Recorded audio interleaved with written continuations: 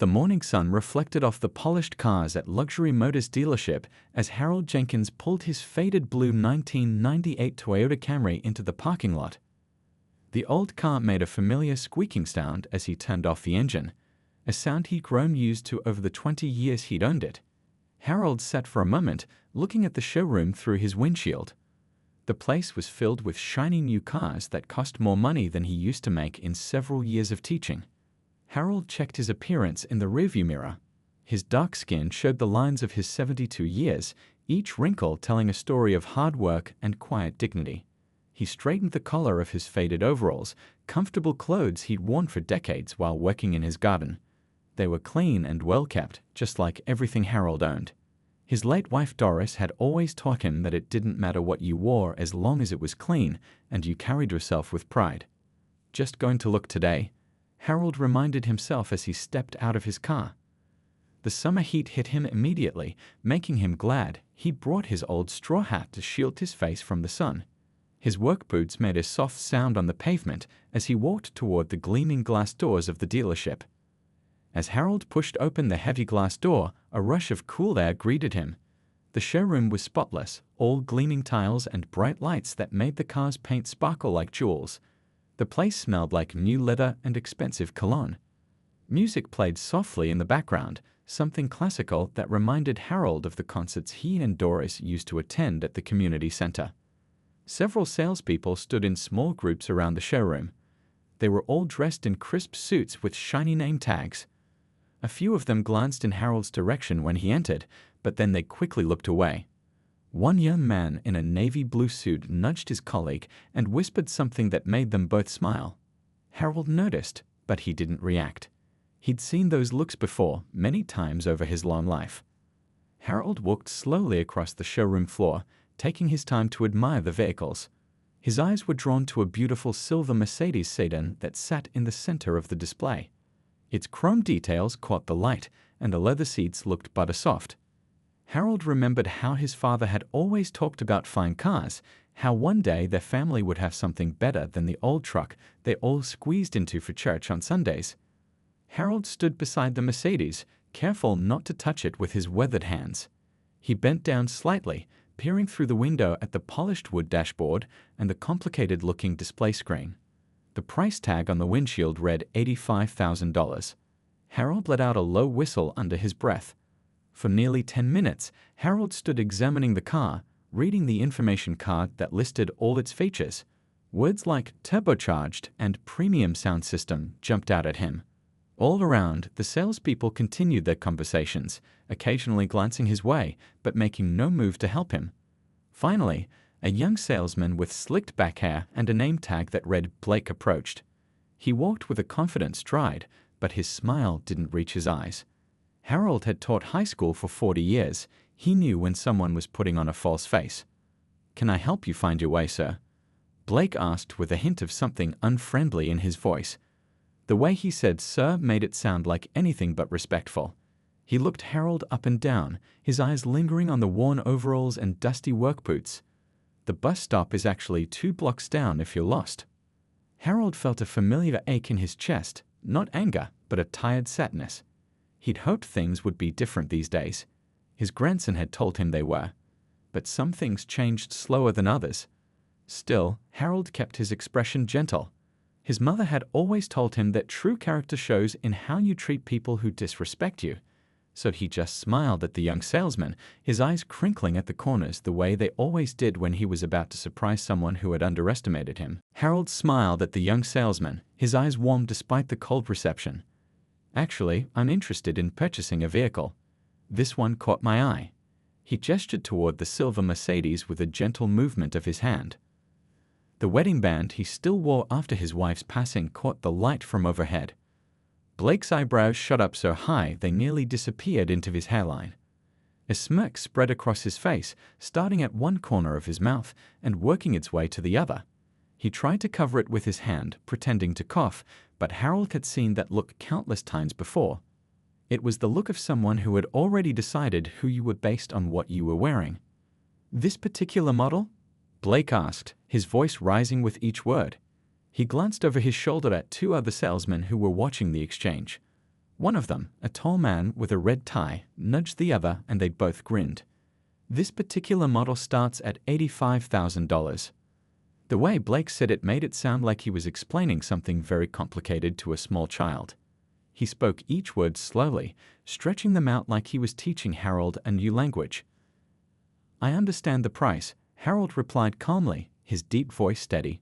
In his pocket, he fingered the small notebook where he'd written down all the details about the car from research he'd done at the library computer.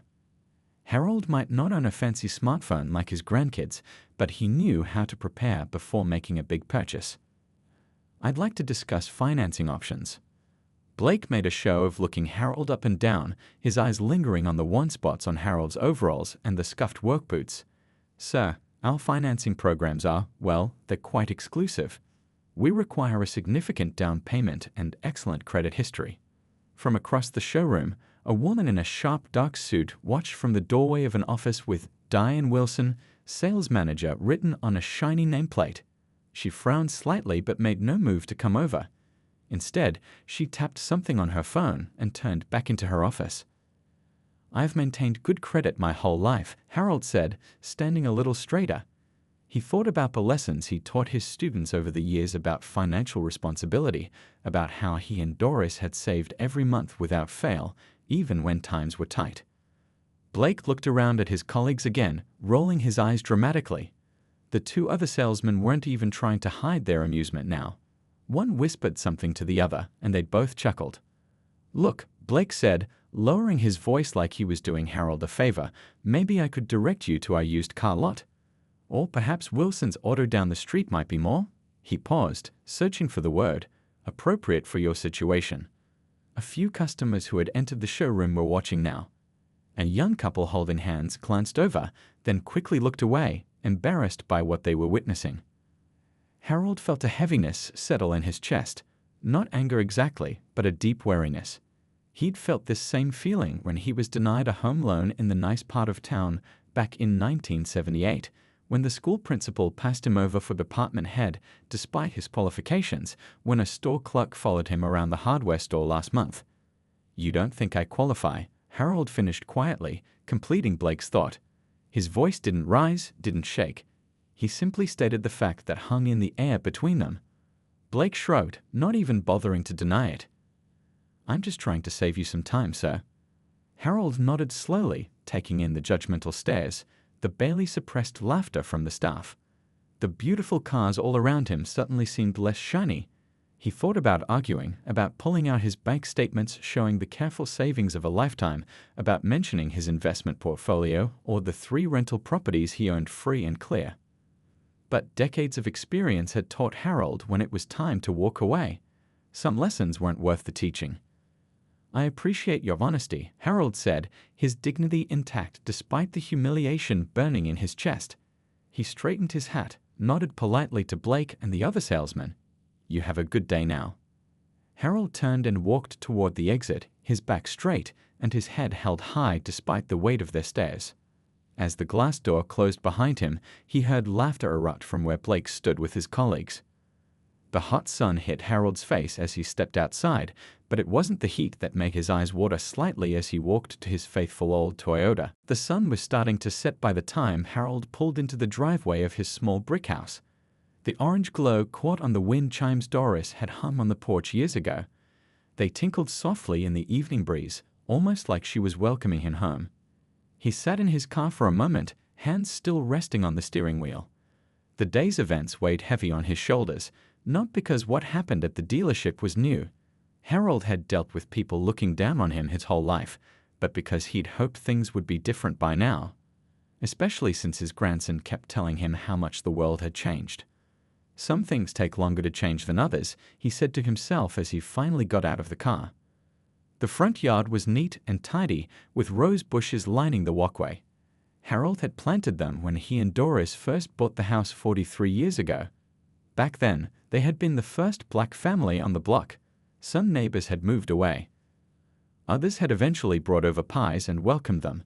Harold had outlived most of them now. Inside, the house was cool and quiet. Harold hung his hat on the hook by the door, the same spot it had hung every day for decades. The living room walls were covered with family photos in mismatched frames. Harold's 3 children at various ages, his 5 grandchildren, and in the center, a large portrait of Doris on their wedding day. She wore a simple white dress and the brightest smile Harold had ever seen. "Well, Doris," Harold said to the photo as he did most evenings, "today was something else." He chuckled softly, imagining how she would have reacted to those young men at the dealership. Doris never let anyone look down on her. That was just one of the million reasons he had loved her so much. Harold made himself a simple dinner, a ham sandwich, and some tomato soup from the can. He ate at the small kitchen table, looking out the window at his backyard vegetable garden. The tomatoes were coming in nicely this year. After washing his dishes and putting them away, Harold walked down the hallway to what his grandkids called Grandpa's office. It was really just a spare bedroom that he turned into a study after Doris passed. A desk sat against one wall with a lamp that cast a warm yellow light over everything. Harold eased himself into the chair and opened the middle drawer of the desk. Inside was a stack of folders, each one neatly labeled: bank statements, investments, property deeds, insurance. A lifetime of careful saving and smart choices, all documented in Harold's neat handwriting. He pulled out the bank statement folder first. Inside were papers showing his savings account with a balance that would have made Blake's eyes pop out of his head. Next came the investment portfolio, stocks and bonds that Harold had started buying with his first teaching paycheck back in 1975. Doris had teased him about being so careful with money, but she'd also been proud of his financial wisdom. Last came the folder marked property. Inside were deeds to 3 rental houses Harold owned free and clear, plus some paperwork about commercial buildings downtown.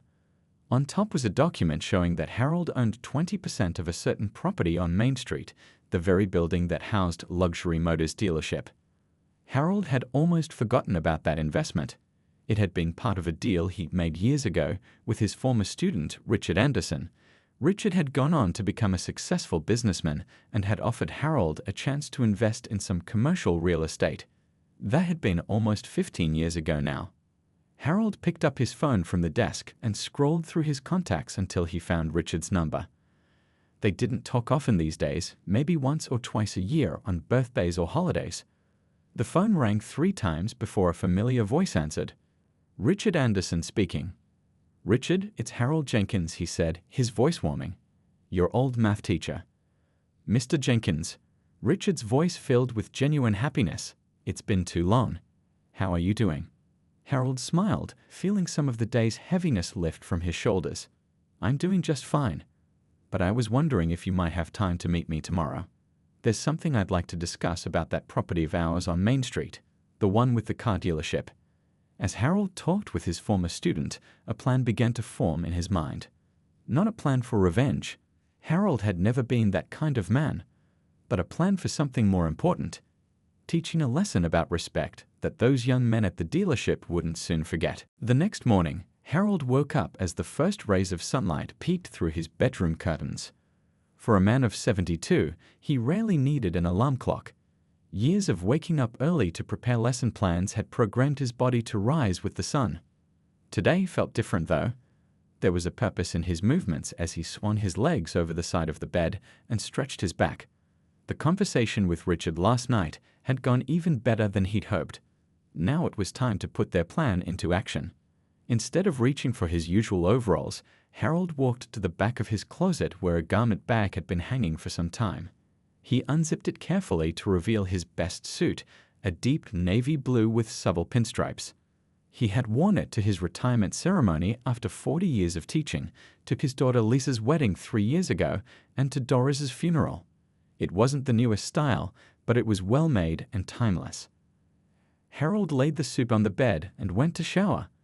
As the warm water ran over his face, he thought about what he would say when he walked back into that dealership. He wasn't angry, not exactly. Anger had never served him well in life. What he felt was a determination to stand up for himself, to be seen for who he truly was. After his shower, Harold carefully shaved, making sure to get every spot. He patted on the aftershave that his grandson Thomas had given him last Christmas. It smelled like cedar and something citrusy. Dressing slowly, Harold put on a crisp white shirt and the blue and gold tie that Doris had given him on their last anniversary together. His fingers, though slightly stiff with age, still remembered how to tie a perfect Windsor knot. Looking in the mirror, he straightened his collar and nodded at his reflection. From his dresser drawer, Harold took out the gold watch that had been a gift from his students when he retired. The inscription on the back read, "To Mr. Jenkins, you taught us more than math. You taught us life." He fastened it around his wrist, checking the time. It was just past 8:30 a.m. Harold made himself a light breakfast, toast with peanut butter and a cup of black coffee. As he ate, he called Richard again to confirm their plan. "I'll meet you there at 10 o'clock sharp," Richard said over the phone. "And Harold?" "I'm looking forward to this. Some people need to learn that you can't judge a book by its cover." "I appreciate you doing this, Richard," Harold replied. "It's not about teaching them a lesson, though. It's about standing up for what's right." After breakfast, Harold polished his dress shoes until they gleamed. They were the most expensive shoes he'd ever bought, purchased for Lisa's wedding. Doris had insisted on them, saying, "If you're going to walk our daughter down the aisle, you need to look like the king you are." Before leaving, Harold took one last look at his house. The kitchen where Doris had taught their children to bake. The living room where he helped countless students with after-school tutoring. The small study where he managed the modest fortune they'd built together through years of careful saving and wise investments. This house wasn't fancy, but it was paid for. Harold had never seen the point in showing off his wealth. His father, who had worked backbreaking jobs his whole life, had taught him that true wealth wasn't about what you owned, but about the freedom to live life on your own terms. Harold drove to the dealership in his old Toyota, parking in the same spot as yesterday. But as he stepped out of the car today, his posture was different. He stood taller, his shoulders squared. The gold watch caught the sunlight as he checked the time again, 9:55 a.m., right on schedule. Through the glass doors, he could see the same salespeople gathered around, sipping coffee. Blake was there, laughing about something with his colleagues. The sales manager, Diane, was walking across the showroom floor with a clipboard in hand. None of them noticed Harold standing outside yet. He took a deep breath, straightened his tie one more time, and pushed open the door. The cool air conditioning hit his face as he stepped into the showroom, ready to set things right. This time, Harold wasn't just an elderly man in overalls. He was walking in as himself, a respected teacher, a successful investor, and a man who deserved to be treated with dignity regardless of what he wore or what car he drove. Harold walked into the dealership with confidence in every step. The polished marble floor reflected the bright showroom lights as he made his way to the front desk. The young receptionist looked up, her eyes flicking over his suit with a much different expression than the salespeople had given his overalls yesterday.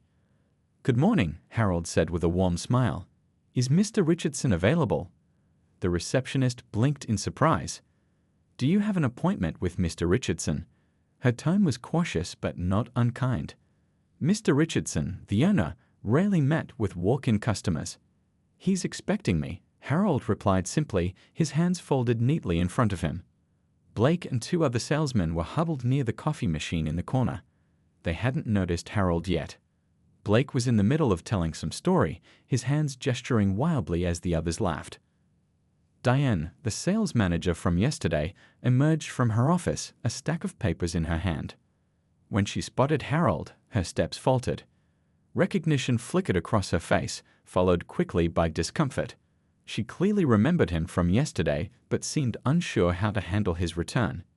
His transformation from overalls to a fine suit had caught her off guard. Before the receptionist could respond further, a side door opened. A tall man in his 50s with salt and pepper hair stepped out. He wore an expensive suit and a warm smile that reached all the way to his eyes. "Harold," he called out loudly, his voice booming across the showroom. Every head turned. Blake's coffee cup stopped halfway to his mouth. Diane froze mid-step. The receptionist's eyes widened. Richard Richardson walked briskly across the showroom floor, his hand extended. "Right on time as always," he said with genuine warmth. Harold shook his former student's hand firmly. "I've never been late a day in my life, Richard. You know that." Richard laughed and placed a hand on Harold's shoulder. "One of the many lessons you taught me. along with calculus, which I still use every day in this business." The entire showroom had gone silent. Blake and his colleagues stared open-mouthed as the owner of the dealership embraced the very man they had mocked just yesterday. "Everyone," Richard announced, his voice carrying easily across the quiet room, "I'd like you all to meet Harold Jenkins." Harold stood quietly beside Richard, his face calm but his eyes missing nothing. He noticed Blake's face turning pale as recognition dawned. He saw Diane swallow hard, clutching her clipboard tighter. "For those who don't know," Richard continued, "Mr. Jenkins was the finest mathematics teacher our city has ever known. He taught at Washington High for 40 years. In fact," he added with a meaningful glance toward Blake and the other salesmen, "he was my teacher and one of the most important mentors in my life." A few salespeople nodded politely, but most remained frozen, sensing there was more to come. "But what many people don't know about Harold," Richard went on, his voice taking on a sharper edge, "is that he's also one of our city's most successful silent investors." Now a ripple of whispers spread through the room. Diane's knuckles were white around her clipboard. Blake looked like he might be sick. "Harold owned significant stakes in over a dozen downtown businesses," Richard said proudly, "including," he paused for effect, "20% ownership of the building this very dealership leases." The coffee mug Blake had been holding slipped from his fingers and shattered on the polished floor. The sound echoed through the still showroom like a gunshot. No one moved to clean it up. Diane's face had drained of all color. She took a small step forward, as if to say something, then thought better of it and stepped back. "Harold called me last night to share a rather disappointing experience he had here yesterday," Richard continued, his voice hardening slightly. Even without raising his volume, the disapproval in his tone was clear to everyone. Harold stood quietly beside his former student. His expression wasn't angry or gloating. There was no triumph in his eyes, no pleasure at the obvious discomfort of those who had judged him. If anything, there was a touch of sadness that such a lesson was necessary at all. "I assure you that's not how we do business at Luxury Motors," Richard was saying, looking directly at Blake now. "And it's certainly not how we treat customers, regardless of how they're dressed or what car they currently drive." A few of the salespeople looked at their shoes. Others stared straight ahead, their faces flushed with embarrassment. None of them spoke. What could they say? Harold finally broke his silence.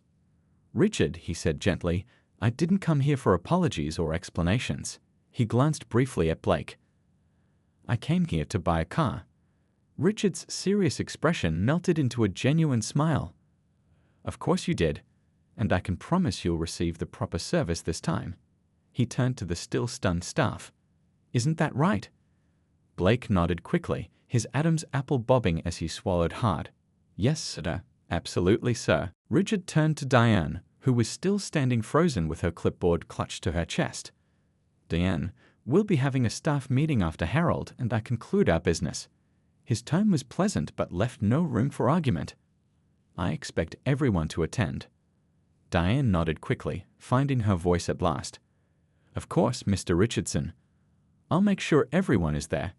She shot a meaningful look at Blake, who was kneeling to pick up the pieces of his shattered coffee mug with shaking hands. "Now," Richard said, turning back to Harold with a much warmer expression, "shall we discuss that Mercedes you were interested in? And perhaps a few other matters." Harold nodded, his face calm. As Richard led him toward the private office at the back of the showroom, Harold paused beside Blake. The young man looked up from the floor, his face flushed with shame. "Be careful with those pieces," Harold said quietly. "Don't cut yourself." It wasn't what Blake had expected to hear.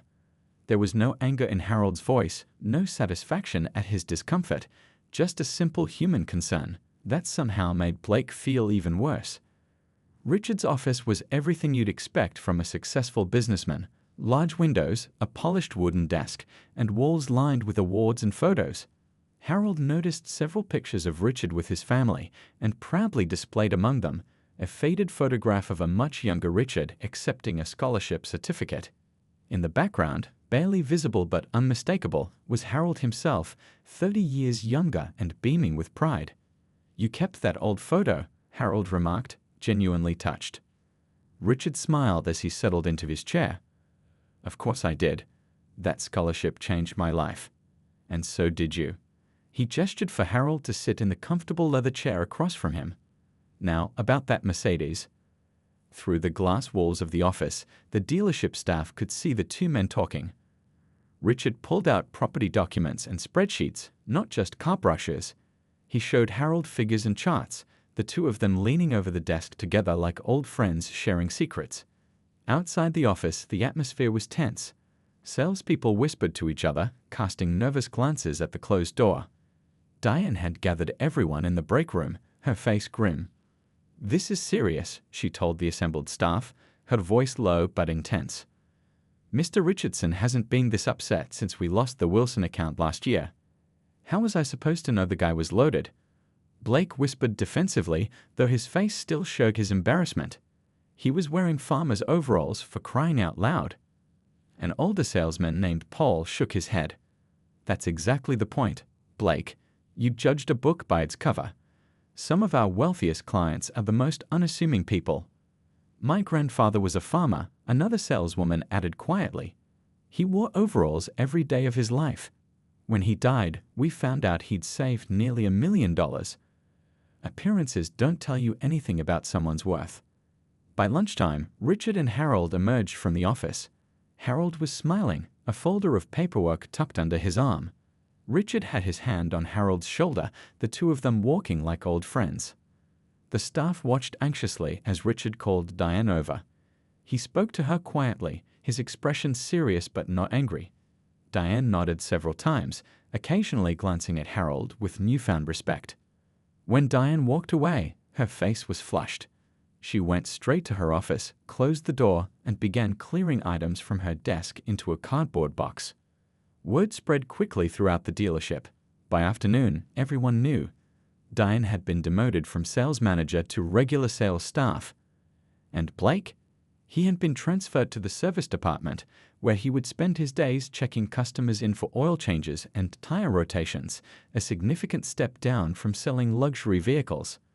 As Harold completed the paperwork for his new Mercedes, he noticed Blake leaving the building, now wearing the blue uniform of the service department instead of his suit. The young man's shoulders were slumped, his earlier confidence completely deflated.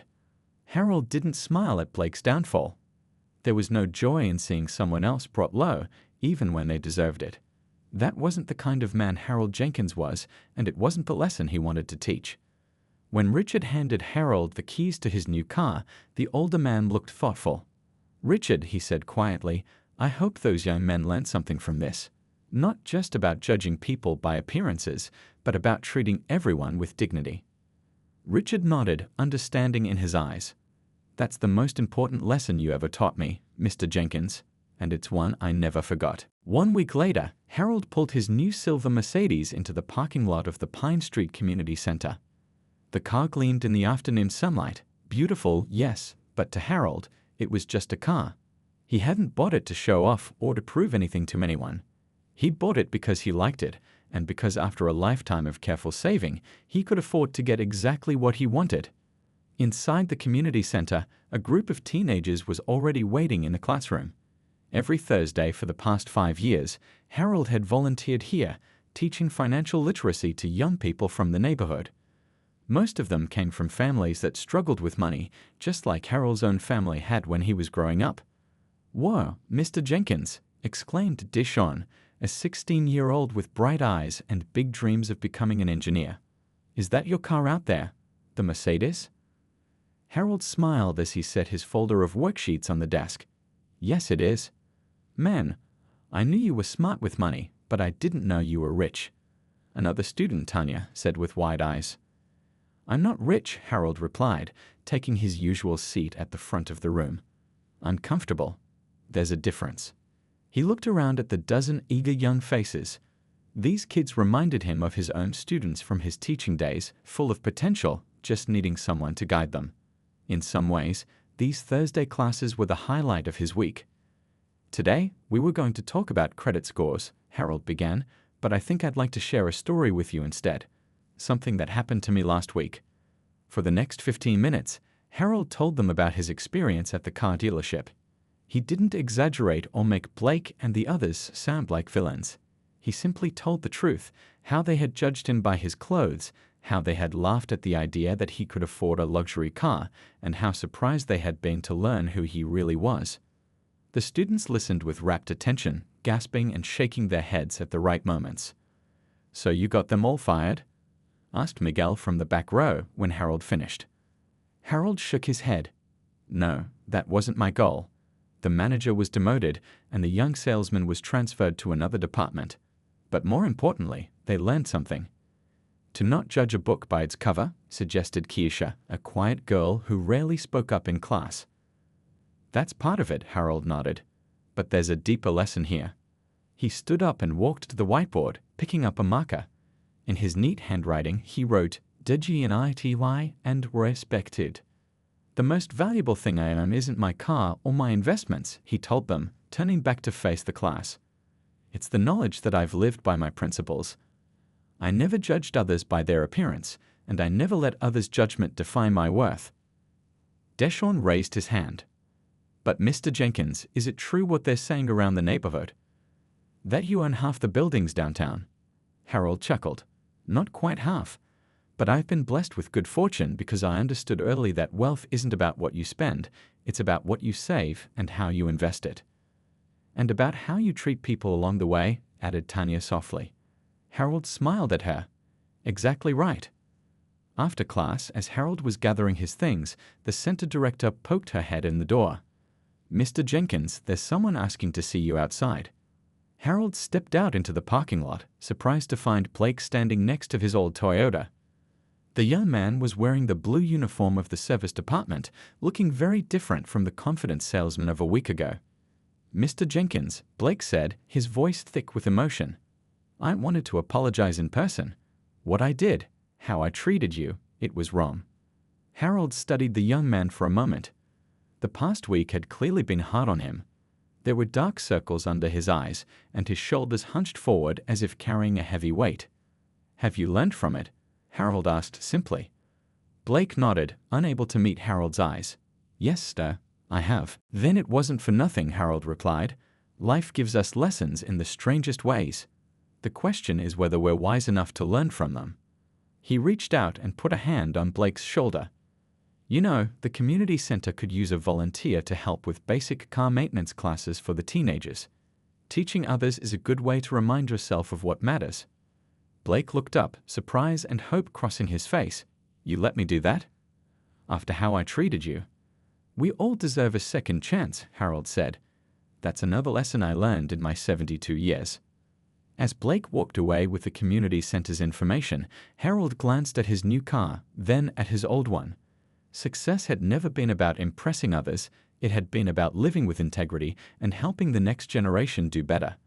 That was the true luxury no dealership could ever sell. ***, the end***.